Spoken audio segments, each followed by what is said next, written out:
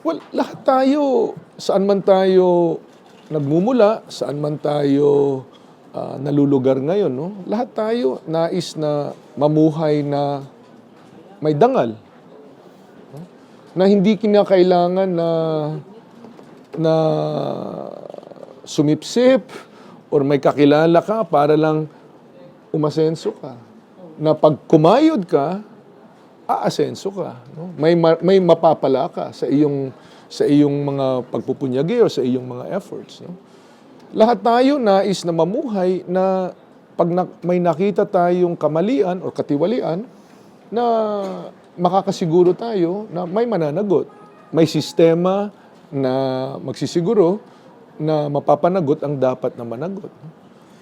Lalo na kung yung masamang nangyari ay nangyari sa atin. Gusto natin na may inaasahan tayo, may sinasandalan tayong matibay na judicial system na mapaparusahan itong mga dapat na mapanagot.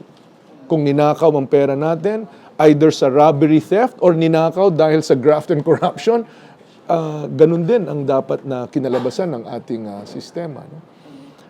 Lahat tayo nagnanais na mamuhay na kung anuman ang mga ipinupundar natin ngayon, may pamamana natin ito sa ating mga anak, apo, at hindi yung kahirapan ang maipamamana natin, pero mas mataas ang antas ng pagsimula nila kaysa sa napagsimulan natin.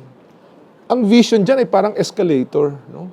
Kung ang mga naunang henerasyon ay nasa baba na nagsimula, okay, steady. Kung sa amon pa nga mga Bisaya, step by step, no? Steady.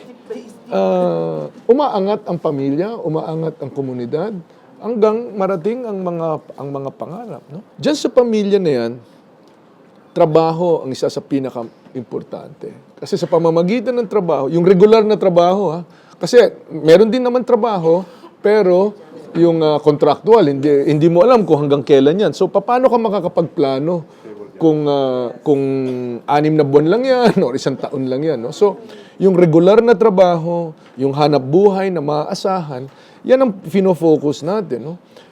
Hindi lang yan nagmumula sa edukasyon, pero napakahalaga ng edukasyon dahil dyan yung pag-move up natin sa value chain. Halimbawa, sa call centers, no? Pinalago natin yan, 1 milyon na nagtatrabaho sa IT, BPO call centers. But there's a constant challenge. Strategic challenge is artificial intelligence. Bakit? Artificial intelligence is taking over the most basic automated tasks in call center. Halimbawa, yung directory assistance, yung tinatanong nyo, what is the telephone number of XYZ Corporation or XYZ Tindahan? Dati, tao yan. Ngayon, computer na ang sumasagot niyan. So, yung tao na dating sumasagot yan, nalalagay sa alanganin yung kanyang trabaho. Kasi sa automated artificial intelligence, automated features, nalalagay nga sa peligro. That's why we have to keep moving up the value chain.